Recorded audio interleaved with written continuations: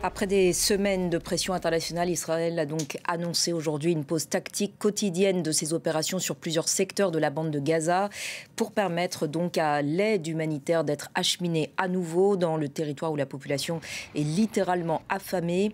Des premiers camions, vous le voyez, ont traversé la frontière depuis l'Égypte. Les largages d'aide humanitaire par Israël, la Jordanie ou encore les Émirats ont également repris, même s'ils ne sont pas à la hauteur de la gravité de la situation, selon de nombreuses ONG. On en reparle avec vous, Antoine Mariotti. Bonsoir, Antoine. Bonsoir. L'aide humanitaire donc parvient à nouveau à la bande de Gaza. Il était temps. Oui, maintenant il faut être extrêmement prudent parce qu'en quantité on n'est pas du tout au niveau espéré. Donc il y a aussi une part de communication de dire ça y est, vous voyez, l'aide entre. Il y avait des camions déjà qui entraient, mais il y en avait 28 par jour alors qu'il y en avait 630 au début d'année quand il y avait un cessez-le-feu entre le mois de janvier et le mois de mars qui était un cessez-le-feu qui avait permis notamment la libération de plusieurs dizaines d'otages israéliens toujours détenus. Je rappelle qu'il y a toujours une cinquantaine entre ceux qui sont toujours vivants et ceux qui sont malheureusement décédés qui sont toujours détenus dans la bande de Gaza. Donc oui, il y a eu une reprise des largages humanitaires, donc par avion qui larguent des tonnes d'aide humanitaire. La Jordanie, notamment l'armée jordanienne, a mené 3 vols, dont un avait en collaboration avec les Émirats arabes unis. Il y a 25 tonnes d'aide qui sont arrivées par ce biais-là aujourd'hui. L'armée israélienne affirme avoir aussi largué, sans qu'on ait davantage de détails, de l'aide humanitaire par le même moyen.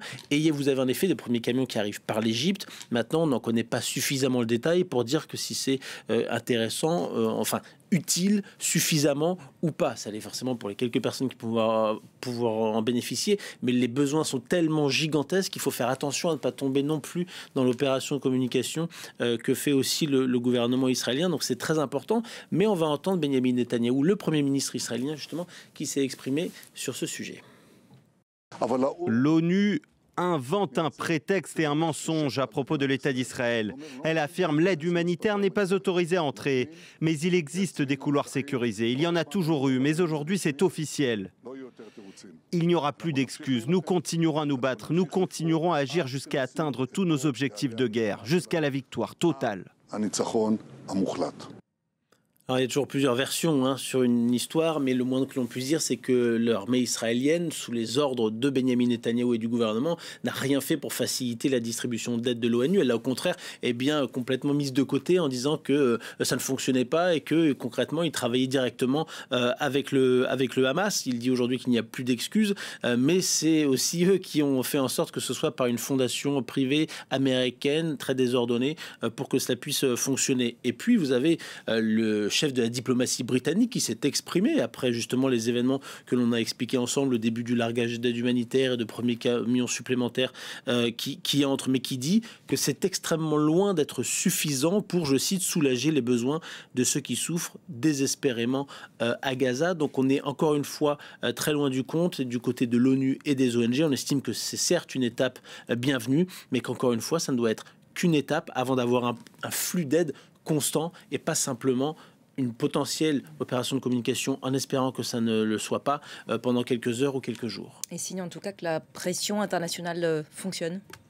Qu'elle fonctionne en partie, parce que oui, il y a une pression internationale importante ces derniers jours. Il y en a eu au mois de juin aussi, et au mois de mai. Au mois de mai, c'est ça qui avait fait que le siège total imposé par le gouvernement israélien avait été en partie desserré, mais vraiment très légèrement et très à la marge, d'où la situation catastrophique que l'on connaît en ce moment. Je rappelle que cette semaine, 109 ONG de renom ont dénoncé une famine orchestrée qui se propageait rapidement actuellement dans la bande de Gaza. Donc on n'était plus dans un risque mais dans une famine qui se propage selon ces ONG-là.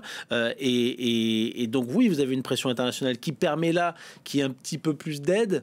On va voir vraiment en termes de quantité si c'est davantage ou pas. C'est ça qui va être intéressant. Il y a une pression des instances de l'ONU comme le Programme alimentaire mondial qui fait pression en donnant des chiffres qui sont absolument alarmants sur la malnutrition. Mais cette pression-là, elle ne fonctionne pas sur Benjamin Netanyahou. Elle fonctionne, c'est un peu un billard à deux bandes en quelque sorte. Elle fonctionne sur les différents pays européens ou autres par exemple qui eux s'indignent et ensuite vont s'indigner contre le gouvernement israélien. Et puis, vous avez aussi une pression interne en Israël. Alors, vous avez des manifestations régulièrement pour mettre fin à cette guerre à Gaza qui est jugée inutile et qui est jugée contre-productive par les familles d'otages qui restent toujours dans la bande de Gaza, qui disent mais concrètement, regardons les faits. Il n'y a que la diplomatie qui nous a permis jusqu'à présent de retrouver nos proches et de faire en sorte de pouvoir les retrouver avant qu'ils ne décèdent, parce qu'ils sont sous les bombes, ils sont aussi dans une situation où il y a peu à manger, etc.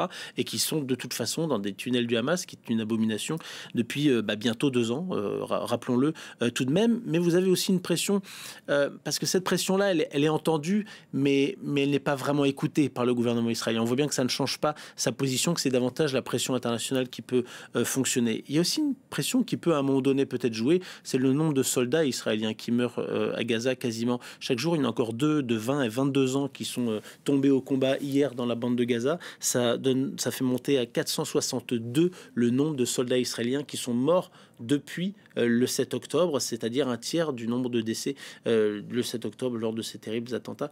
Et donc là, il faut évidemment surveiller ça aussi de près. Merci beaucoup Antoine pour votre éclairage.